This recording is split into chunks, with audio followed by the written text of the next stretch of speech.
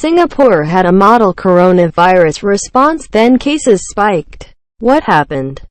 People look on as the letters and symbol SG Love lights the facade of Marina Bay Sands as message of hope amid the nation's fight against COVID-19 coronavirus in Singapore on April 10, 2020. Hong Kong, CNN. Less than a month ago, Singapore was being hailed as one of the countries that had got its coronavirus response right. Encouragingly for the rest of the world, the city-state seemed to have suppressed cases without imposing the restrictive lockdown measures endured by millions elsewhere. And then the second wave hit hard.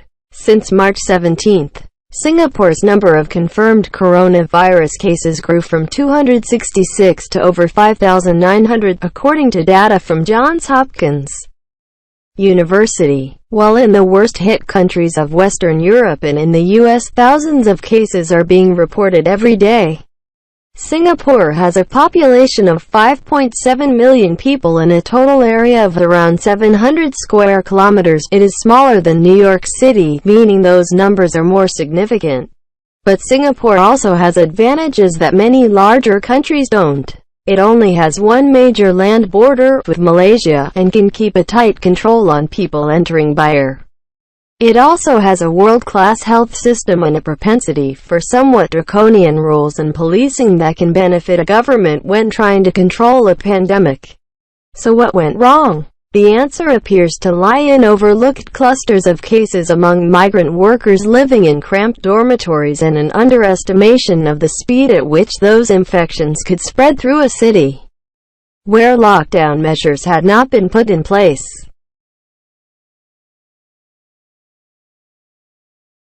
Life is normal at first. Singapore's status as a small island nation seemed to pay off. It was able to contain the initial wave of cases from China by instituting quarantines and contact tracing to ensure that anyone arriving by air, who might have been exposed, was isolated and monitored. At the same time, it ramped up public awareness campaigns to encourage people to take precautions. Isolation wards installed in hospitals in the wake of the 2003 SARS epidemic also meant that patients were treated in the safest way possible, preventing medical staff from becoming infected. Most importantly, wrote Dale Fisher, chair of infection control at the National University of Singapore's hospital in an opinion piece, Singapore didn't let positive patients back into the community. People with few or no symptoms, but who had nevertheless tested positive for the virus were hospitalized until they returned a negative test, rather than put in home quarantine, Fisher said. By testing widely and isolating all those who were potentially contagious, Singapore was able to remain relatively open and continue functioning as usual. People wearing masks walk past a temperature screening area at Terminal 1 of Changi Airport on March 22, 2020 in Singapore. In Singapore, we want life to go on as normal, Fisher wrote last month. Before the latest spike in cases, we want businesses, churches, restaurants and schools to stay open. This is what success looks like. Everything goes forward with modifications as needed. And you keep doing this until there's a vaccine or a treatment. That approach stood in stark contrast to Hong Kong, another Asian self-governed city with a similar-sized population. In Hong Kong, public schools have been closed since February and government employees were encouraged to work from home, though people still traveled around the city relatively freely. New measures were also introduced following an increase in imported cases last month. Hong Kong has been much more successful in dealing with the second wave. Singapore only closed schools and some workplaces this month after the most recent spike in cases. The delay has put the number of new Singapore cases on a much steeper trajectory. On Thursday it reported 728 new cases, its largest single-day increase. Hong Kong reported 4. Singapore slip up until April. Singapore appeared to be on top of the outbreak. But clusters that government testing appears to have missed quickly grew and the number of daily cases shot up. The more relaxed attitude taken in Singapore compared to other countries was only viable if infections from overseas were kept out and new potential cases were detected and dealt with quickly.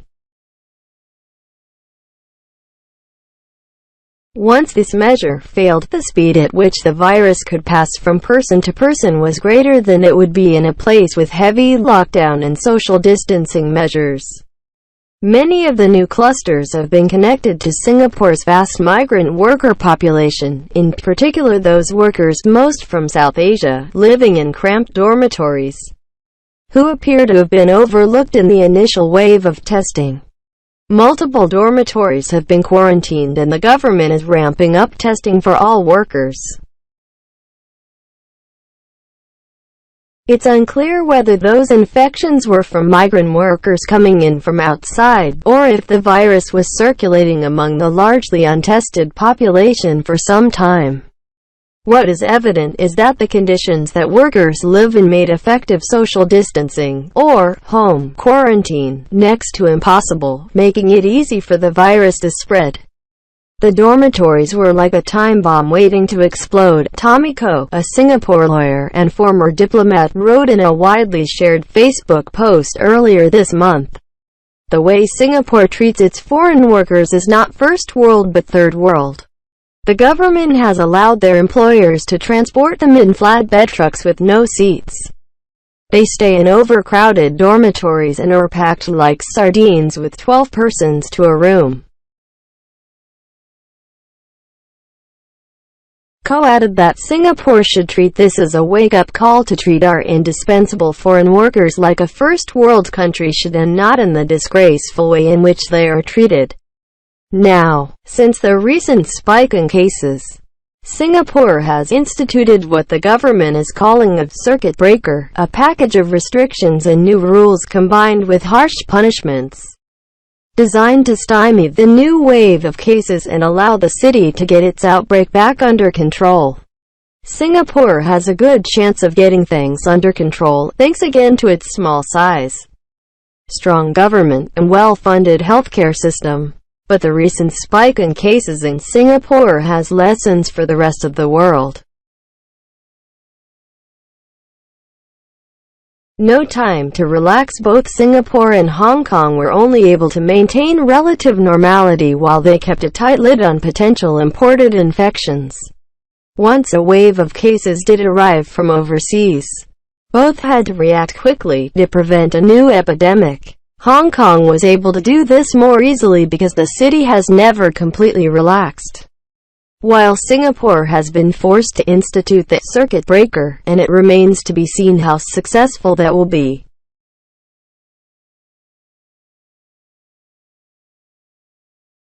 But this relax-tighten-relax approach to coronavirus restrictions is only really viable in places like Hong Kong and Singapore, where the population size is small enough to be manageable and the specific geography enables authorities to maintain a tight control on who comes in and out, and track their movements if necessary. Hong Kong in particular has instituted mandatory quarantines for those arriving from overseas since mid-March. That even these cities have both come close to major second outbreaks, requiring them to again pause their economies and institute sweeping restrictions should be a major lesson to the rest of the world about relaxing too soon. As many parts of Asia have already experienced, just because a local outbreak appears to be under control, does not mean a new wave of cases can't be sparked by an infected person entering from overseas. Until a city or country can be sure that no more infections will come in from outside, or can be effectively tracked and controlled, the lack of local cases does not mean the danger has passed.